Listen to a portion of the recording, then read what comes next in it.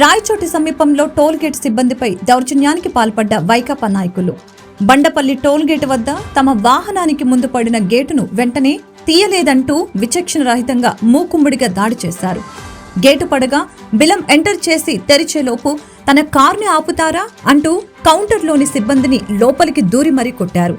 ఇందుకు సంబంధించిన దృశ్యాలు సీసీ ఫుటేజ్లో రికార్డ్ అయ్యాయి. గాయపడిన వారిని పోలీసులు రాయచోటి ప్రభుత్వ ఆసుపత్రికి తరలించారు. ఘటనపై పోలీసులు కేసు నమోదు చేసి దర్యాప్తు చేపట్టారు.